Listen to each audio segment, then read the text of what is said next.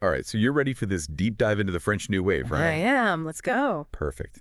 So you sent over some really interesting stuff about this cinematic, like, Ah. revolution, and I think you are going to love this. We're going to, like, discover how this movement completely changed filmmaking. And trust me, you can still see its influence today, Mhm. even in, like, YouTube videos you watch. Okay, so picture this. France, late 1950s. Okay. A group of, like, young rebels are about to completely shake things up. I like Rebels. Yeah. And it all starts because they're frustrated with the tradition of quality films. Ah, yes. These films, well, they were technically good, like beautifully made, often adapted from like literary classics. Oh, interesting. But this group of young critics, well, they felt something was missing. What was missing? You know, they felt like these films lacked a certain vitality, a raw personal touch. Hmm. Yeah. So they were writing for Cahiers du Cinéma, Yes. which was like a film magazine. Yes, a film magazine that became very influential. So it's like fascinating how a group of critics could become like catalysts for such a radical change in filmmaking. Yeah, and that is where Andre Bazin comes in. Okay. He was a film theorist and critic who played a very important role in shaping the Cahiers group, like their thinking. Gotcha. Yeah, and Bazin believed in the power of realism in cinema Okay. and championed what became known as auteur theory. Auteur theory, yeah. So, like, the idea that the director is, like, the true author, the artist of a film, like, their vision is key. Yes, exactly. So interesting. We kind of just take that for granted today. Yes, but back then it was revolutionary. It really was. It shifted the focus from the studio system to the director as the artist. Yep. Like, think about it. Suddenly, the director wasn't just a technician who was just executing a script, you know? Right. They were a creative force shaping the film with, their own perspective, Right. their own unique perspective. It makes you think about how this new way of thinking about film actually, like, translated into a new style of filmmaking. So, for one thing, new technology played a role. Ah, okay. Lightweight cameras, portable sound equipment, these things allowed filmmakers to break free from the constraints of the studio. Uh-huh. Yeah, and shoot on location, capturing a sense of immediacy that was missing from those like carefully constructed studio productions. Right. And you know what? I bet the influence of American cinema played a part too. Oh, for sure. These filmmakers were like cinephiles. Yes. They devoured films by Hitchcock, Wells, Yeah. Hawks.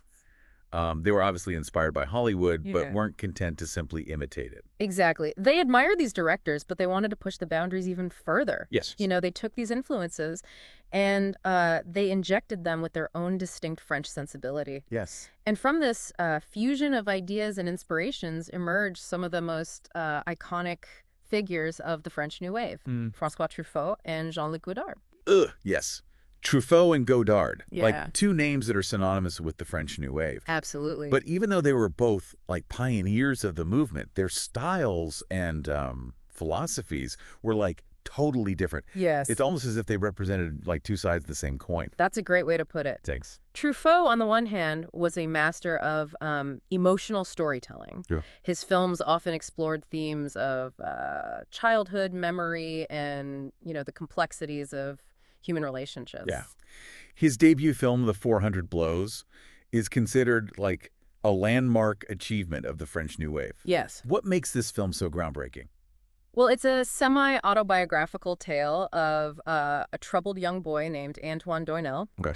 And, the film is infused with a sense of realism and emotional depth that was, like, really rare at the time. Yeah. Stylistically, it broke from conventions with, its use of handheld cameras, natural light, and on-location shooting. I've read about that famous freeze frame ending Yeah. where Antoine stares directly into the camera. Yes. It's like such a powerful way to break the fourth wall It is. and connect with the audience Yeah. on such a visceral level. Exactly. And it perfectly captures Truffaut's ability to draw you into the character's inner world, Yeah. to make you feel his confusion and vulnerability. Right? The 400 Blows isn't just a story, it's an experience. Wow. Yeah. And Truffaut didn't stop there. Right. Oh, no, he did not. Jules and Jim, Day for Night. He made so many films that explore like similar themes Mm-hmm. with his like signature lyrical style. Absolutely. You know, Truffaut's humanism, his belief in the power of cinema to reflect the director's inner life, shines through in all of his work. He Wow. paved the way for a generation of filmmakers who sought to create, deeply personal and emotionally resonant films. Wow. Yeah. Okay, and then there's Godard, who took a very, very different approach to filmmaking. Godard the rebel, the provocateur. If Truffaut was the heart of the new wave, Godard was its intellect, its, restless, questioning spirit. So his debut feature, Breathless, Hmm. is often cited as the film that really launched the French New Wave into the international spotlight. It is. How did it redefine, like, what cinema could be? Breathless was a bold declaration of independence from traditional filmmaking conventions. Okay. It's like a crime drama on the surface, Okay. but underneath, it's a film about film itself. Whoa. Godard shattered all expectations with jump cuts, a fragmented narrative, self-aware dialogue.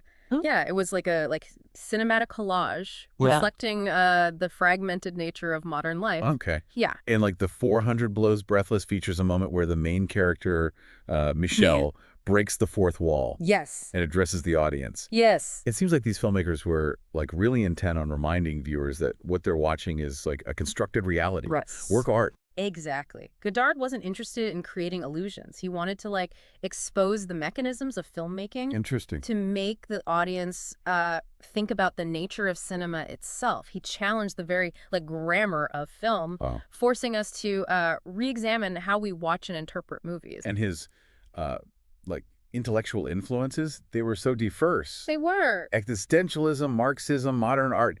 He seemed to just absorb everything and then filter it through like his own unique cinematic lens. He was a voracious consumer of culture. Yeah. And his films reflect that. Vivre sa vie, Contempt, Pierrot le Fou. They're not just movies. They're philosophical explorations, Oh, yeah. visual essays that challenge us to engage with them on an intellectual level. So like we have these two titans of the French New Wave, Yes. Truffaut and Godard, Yes. each with their own distinct style and approach to filmmaking. Right. Their work seems to represent a really fascinating duality within the movement, the personal and poetic versus the radical and experimental. It makes their early collaboration on Breathless seem almost like improbable, given their later feud. It does. It really, really does. Right. Their relationship is like a story in itself, a testament to the creative tensions and ideological clashes that kind of simmered beneath the surface of the new wave. Mhm. It makes you wonder how such different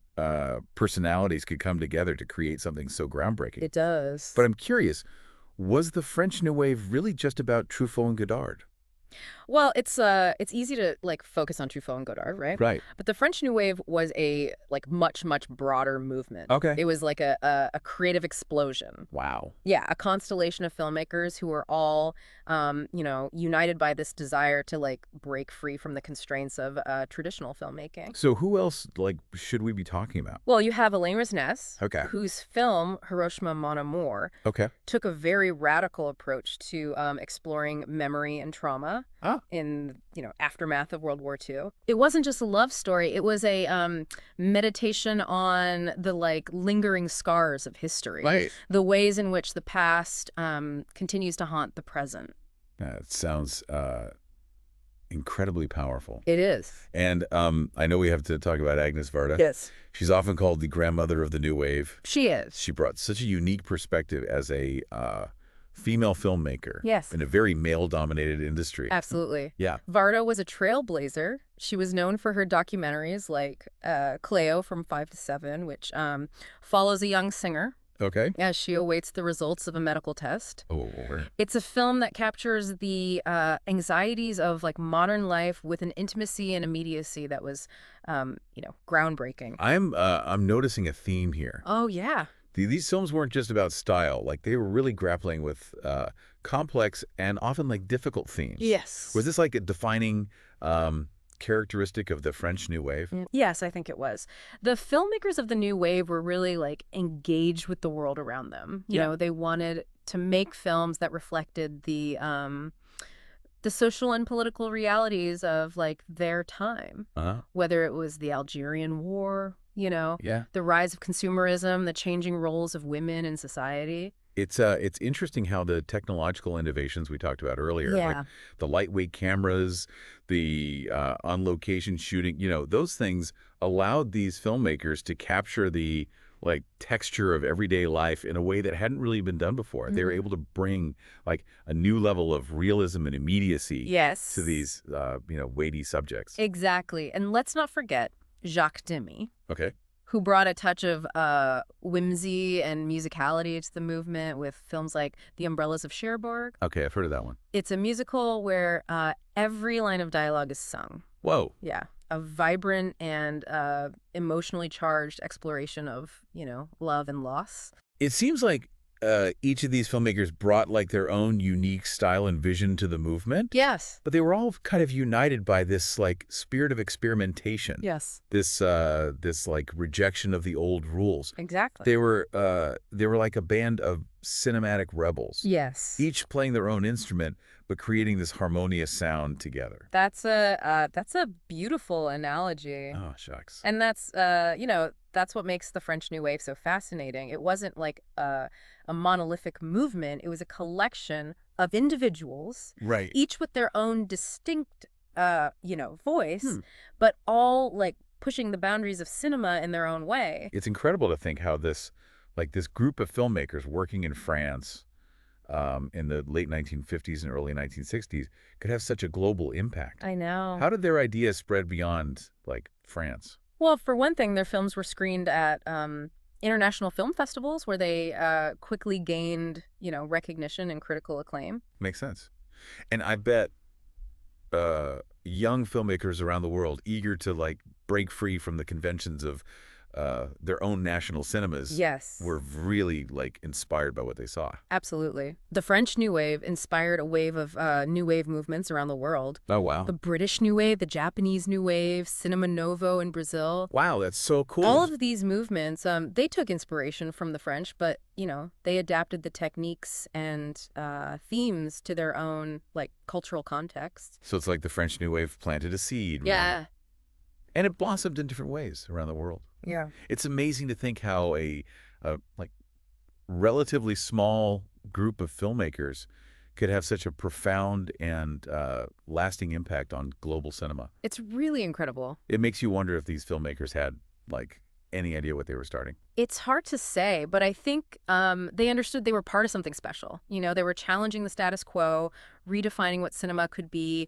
They were creating a new kind of cinema for a new generation. Speaking of lasting impact, we've talked about the origins and the key players. Yeah. But what about the legacy of the French New Wave? Like, how did this movement change the way we think about and experience film? How are its effects still felt today, even in the age of like YouTube and TikTok? It really is mind-boggling to think a movement that emerged like over half a century ago could still have such a powerful resonance. I know. It's crazy, right? It is. So how do we like begin to unravel this legacy? Well, I think it's multifaceted. On a technical level, the French New Wave just like irrevocably altered the visual language of cinema. Sure. The techniques that we've been talking about, the jump cuts, the handheld camera work, the naturalistic lighting, shooting on location. Right. Those things, they didn't remain novelties. They became essential tools for like filmmakers worldwide. So it's like more than just saying that these films look different, right? It's about how those stylistic choices fundamentally changed the way stories were told on screen. Exactly. Those techniques fostered a heightened sense of realism, immediacy, a rawness that was like totally absent from the more polished studio-bound films of the past. Yeah. It was as if a window had been thrown open, letting the world just pour directly onto the screen. And that shift toward realism must have had a big impact on acting as well. Oh, for sure. The French New Wave ushered in a new era of naturalism in performance. Okay. Actors were encouraged to improvise, to be spontaneous, to react to their surroundings in a more authentic way. It was a move away from the more, theatrical stylized acting that had been like so prevalent in earlier films. It's almost as if the French New Wave gave permission for like actors to be more human, Yeah. more flawed, Yeah. more relatable. Yeah. And that sense of realism extended beyond the performances, right? It did. It permeated the stories themselves. Yes, the French New Wave filmmakers, they weren't afraid to tackle complex, often challenging themes. Yeah. They explored issues of, love and loss, existential angst, social alienation, the changing face of France in the post-war era. Wow. These weren't escapist fantasies. These were films grappling with the realities of the human condition. And they did it with like a certain playfulness. Yes. A sense of irony, even. Yes. It wasn't all, doom and gloom. Right. There was a joy, a vibrancy to these films. Yeah. A sense that they were having fun with the medium. That's a key point. The French New Wave directors were not afraid to experiment, Right. to play with the form, to break the fourth wall, Okay. to wink at the audience. They, they reminded us that film is a construct, an art form, not just a window into reality. So they revolutionized the technical aspects of filmmaking. Yeah. Brought like a new level of realism and relevance to the stories that were being told. Yes. And Yeah. even changed the way audiences engage with cinema itself. Exactly. But there's one more piece of the legacy puzzle, right? Yes. Auteur theory. Ah, yes. The French New Wave solidified the idea of the director as auteur. Okay. The author of the film. It shifted the focus from the studio system to the individual vision of the director. And that shift had a ripple effect throughout the entire film industry. It did. It gave directors more creative control, more freedom to express their personal visions, and it led to a greater appreciation for the art of directing. Right. Both from critics and audiences. Yeah. Suddenly, directors weren't just technicians; they were artists, Right. auteurs with distinctive styles and perspectives. It's amazing to consider how those ideas born out of a specific time and place continue to shape cinema today. When we look at the works of acclaimed directors like Scorsese, Tarantino, Wes Anderson, even those who work outside the traditional studio system, Right. we can still see echoes of the French New Wave. The films might be vastly different in genre and style, but that spirit of innovation, that willingness to push boundaries, that focus on personal expression, it's all part of the DNA of modern cinema. So for you listening, as we reach the end of our deep dive, we leave you with this final thought. The French New Wave wasn't just a moment in time. It wasn't. It's a catalyst for a profound and lasting transformation in filmmaking. So look for its fingerprints, its subtle influences, not just in the films that you watch, but also in the way you think about cinema itself. Because sometimes understanding where we came from can help us appreciate where we are now. Yes. And even inspire us to imagine where cinema might go next.